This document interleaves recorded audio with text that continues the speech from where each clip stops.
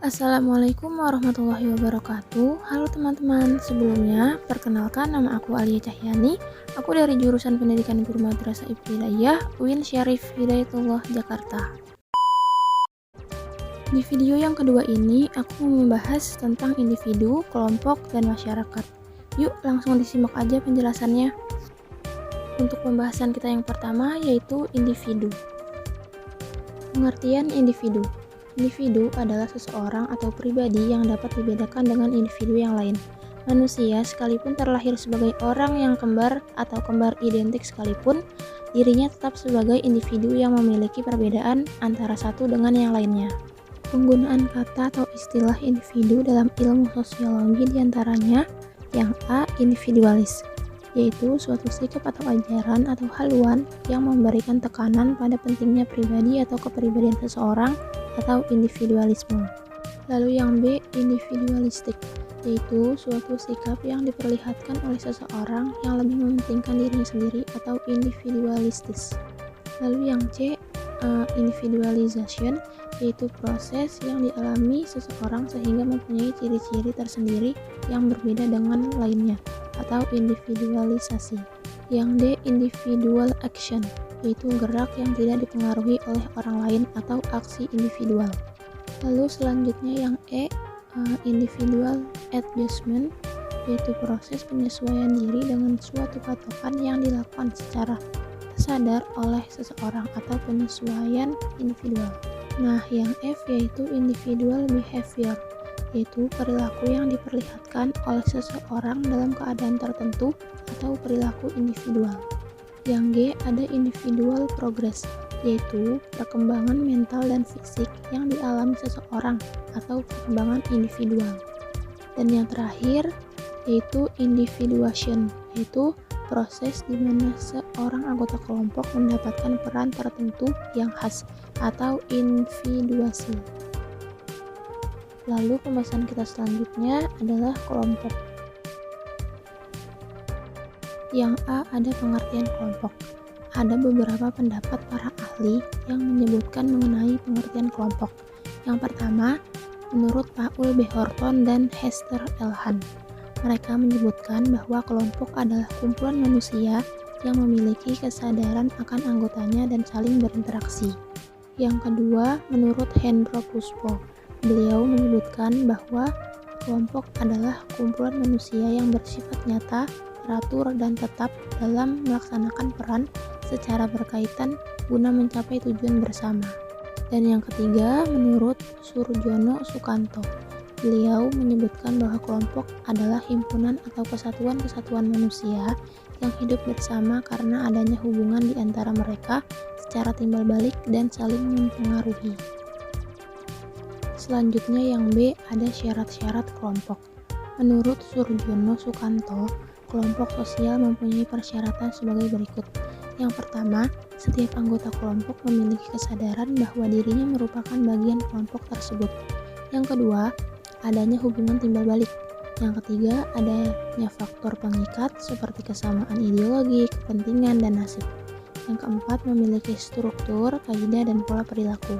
Dan yang kelima, berkonsisten dan berproses. Selanjutnya yang C yaitu dasar pembentukan kelompok. Secara umum, ada beberapa faktor yang melandasi pembentukan kelompok, yaitu yang pertama, faktor kepentingan bersama. Faktor ini sejalan dengan perkembangan masyarakat modern yang memiliki kepentingan yang sama dan memiliki tujuan untuk semakin berkembang. Misalnya, kelompok arisan, kelompok majelis taklim, kelompok seniman, kelompok olahragawan, dan lain-lain. Yang kedua, ada faktor darah dan turunan yang sama. Kelompok ini lahir karena adanya keturunan yang sama dan sudah sejak lama terbentuk.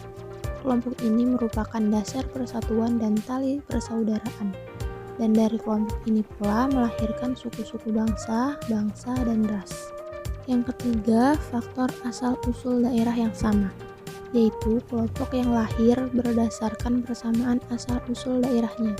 Contohnya seperti masyarakat Paguyuban Pasundan, keluarga besar Minang, keluarga besar masyarakat Aceh, dan sebagainya. Dan yang terakhir ada faktor geografis. Maksudnya, kelompok yang terbentuk berdasarkan kesamaan geografisnya.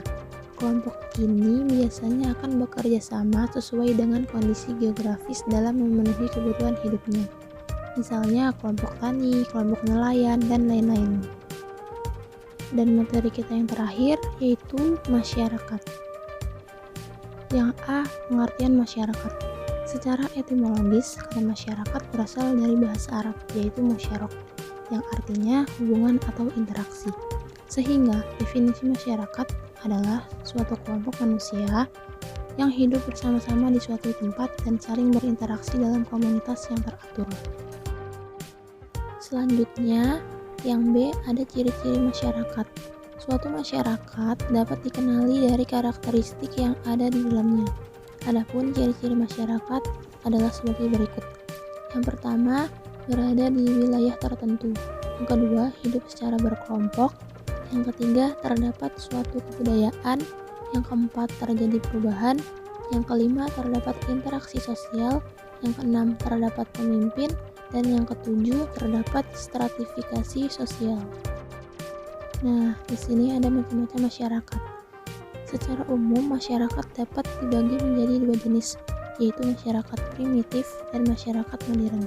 Berikut penjelasannya. Untuk yang pertama, masyarakat primitif atau sederhana. Ciri-ciri masyarakat primitif atau sederhana sebagai berikut. Yang pertama, masyarakatnya masih miskin ilmu dan harta. Yang kedua, masih berpatokan kepada budaya nenek moyang.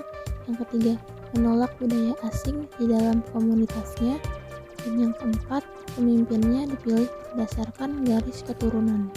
Sedangkan untuk masyarakat modern, ciri-cirinya sebagai berikut. Yang pertama, masyarakatnya sangat terbuka dengan hal-hal baru. Yang kedua, setiap individu di dalam masyarakat modern sangat menghargai waktu. Yang ketiga, pemimpin dipilih berdasarkan kemampuannya. Yang keempat, lebih mengandalkan logika dan tindakan rasional. Dan yang kelima, masyarakatnya terdiri dari berbagai suku dan golongan. Oke, mungkin itu aja pembahasan yang bisa aku jelaskan.